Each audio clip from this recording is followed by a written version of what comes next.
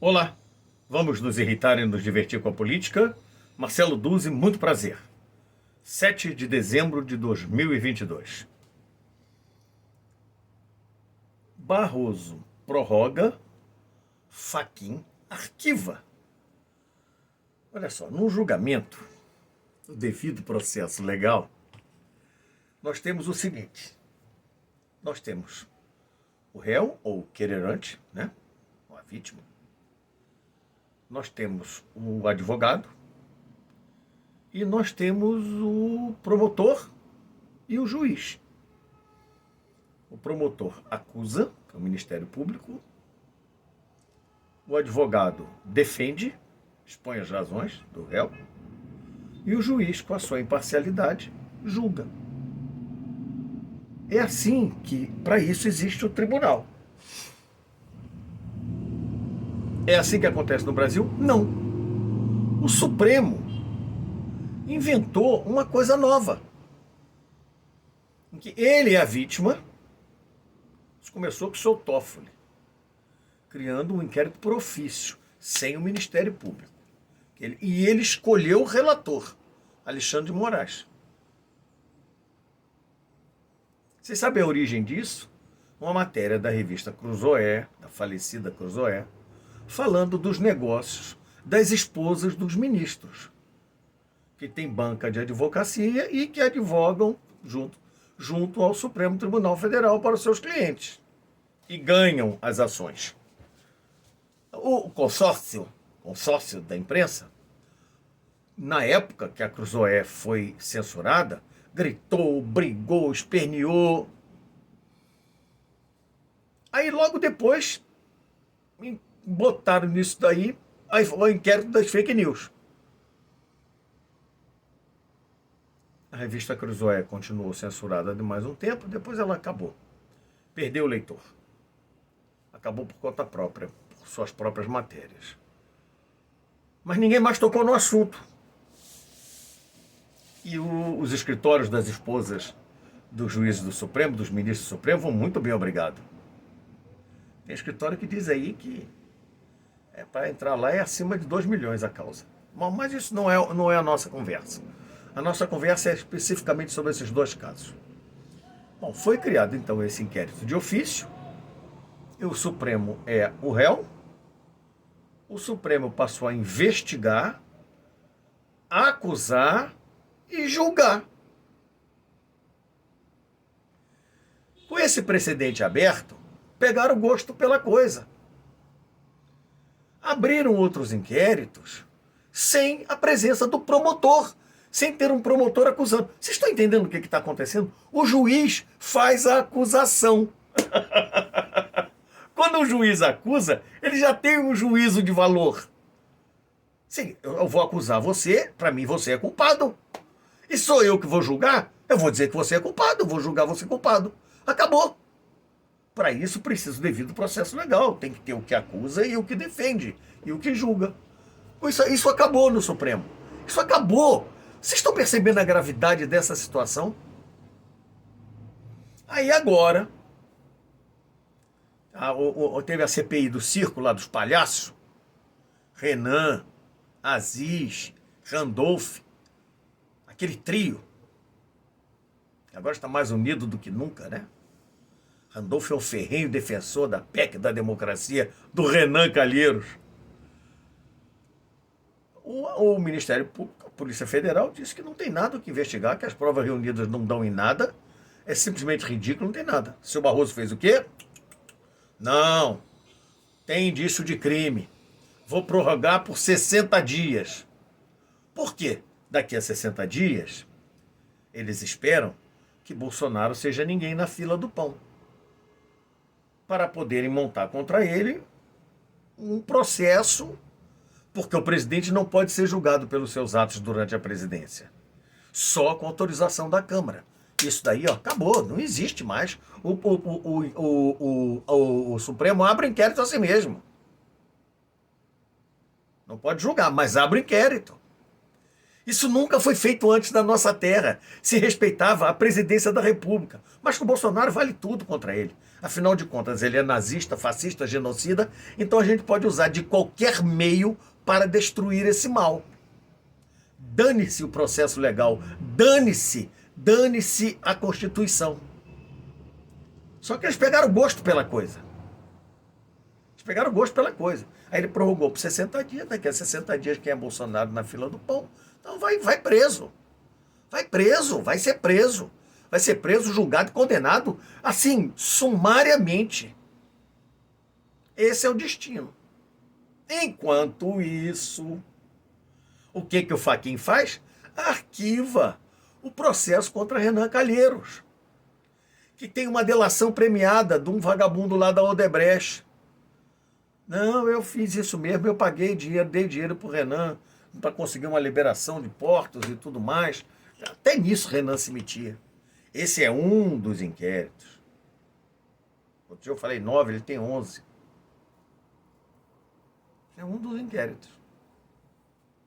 O que vocês acham? Vivemos um estado de exceção. Isso é um estado de exceção. E tem gente batendo palma para isso. Tem gente que está achando ótimo isso. Não. Bom, mudando um pouco de assunto totalmente, eu fiquei impressionado. Eu assisti no canal do Monark Talk, a entrevista com... Agora não adianta que eu não vou me lembrar o nome. Do funcionário, do auditor do PL, que auditou as urnas.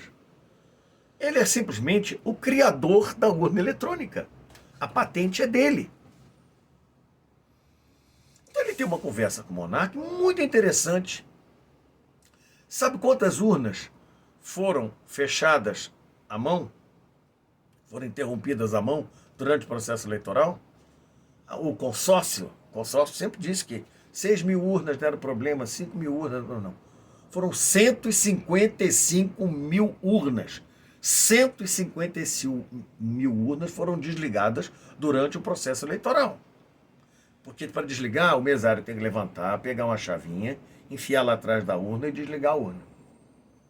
Durante esse processo ocorreram algumas irregularidades. Entre elas apareceu o nome de quem estava votando. CPF, título de eleitor, identificando quem estava votando. Isso é um crime eleitoral. Foram todas? Não. Foram poucas urnas, 600, segundo ele. Ele deu uma entrevista longa, muito interessante. Eu aprendi alguns fatos que eu estou aqui comentando com vocês.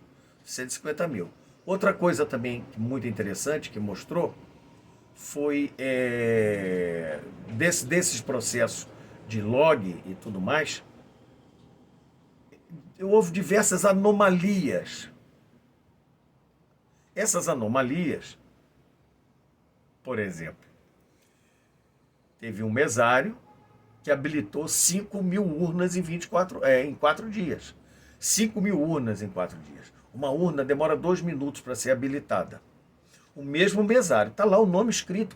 Tudo isso baseado no site do TSE, não é nada de código-fonte, não. No site do TSE, publicando o cara em 4 dias.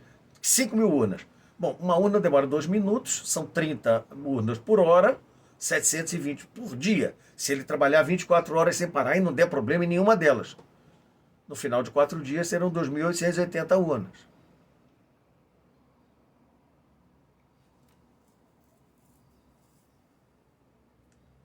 Aí vocês vão ver como é que a coisa funciona. Como é que pode? Sem contar mesários que trabalharam em sessões eleitorais diferentes ao mesmo tempo. Em cidades diferentes. Tem um que trabalhou em Guarulhos e Guarujá. O mesmo CPF, o mesmo título de eleitor. Está lá no site do TSE. Pode ser um erro de digitação? Claro que pode.